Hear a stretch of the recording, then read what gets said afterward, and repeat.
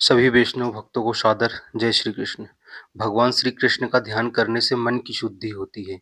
अनेक बार तीर्थों में स्नान करने से भी मन की शुद्धि नहीं होती है। तीर्थों में स्नान करने से पाप का नाश होता है। स्नान से तन की शुद्धि होती है। बहुत दान देने से भी मन की शुद्धि नहीं होती। बड़े लोग बहुत सा दान देते हैं, अच्छा है। अति दान देने पर भी मन की शुद्धि नहीं होती है।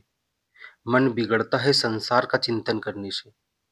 वह मन जब भगवान का ध्यान करता है, भगवान के चरणार विंद का ध्यान करता है, भगवान के श्रीअंग में मल नहीं है, मूत्र नहीं है, रुधिर नहीं है, मांस नहीं है। भगवान का श्रीअंग केवल आनंदमय है। भगवान के एक एक अंग में आंख और मन को स्थिर करना ही ध्यान है।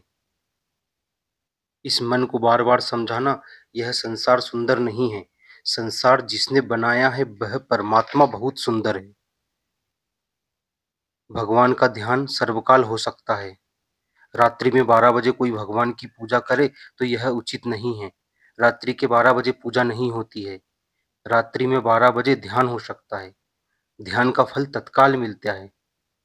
ध्यान करने से जीव में ईश्वर के सद्गुण आते हैं। भगवान निर्दोष है, भगवान सर्व सद्गुण संपन्न है। जो भगवान का ध्यान स्मरण करता है, उस जीव में भगवान की शक्ति आती है। शक्ति भगवान का ध्यान करने से ही आती है। भगवान का नाम जप करने से शक्ति बढ़ती है। संसार का ध्यान छोड़ दो। जितने पाप होते हैं वे सभी पाप संसार का ध्यान करने से ही होते हैं। संत संसार में रहते हैं, संसार का कभी ध्यान नहीं करते। संत हमेशा सावधान रहते हैं। संसार कभी मन में न आए। आप जिसका ध्यान करते हो वह मन में आ जाता है। संसार का ध्यान करने से ही पाप होता है। संत सर्वकाल भगवान श्री कृष्ण का ध्यान करते हैं। आप भले भगवान का ध्यान ना करो, किसी मानव शरीर का ध्यान कभी नहीं करना। जिस शरीर में मल है, मूत्र है, उसका ध्यान करने से मन बहुत बिगड़ जाता है। मल मूत्र भरे हुए शरीर को सुंदर समझना ज्ञान है। जो शरीर मल मूत्र के आधार से बना है वह शरीर सुंदर नहीं है। मेरे भगवान अति सुंदर है। भगवान का ध्यान नहीं हो तो कोई बात नहीं, सावधान रहना। मेरा मन किसी स्त्री का, किसी पुरुष का ध्यान न करे। मानव शरीर का जो ध्यान करता है, मानव शरीर को जो सुंदर समझता है, उसका मन बिगड़ जाता है। जब थोड़ी सी फुर्सत मिले तब भगवान का ध्यान करो। पाप और पुण्य तत्काल फल नहीं देते, कालांतर में फल देते हैं।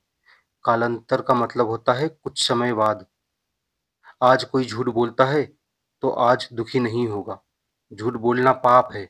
आज झूठ बोलने वाला सोचता हो कि झूठ बोलने से उसको पैसा मिल जाएगा, वह सुखी हो जाएगा। पाप का फल तत्काल नहीं मिलता है, पुण्य का फल भी तत्काल नहीं मिलता है।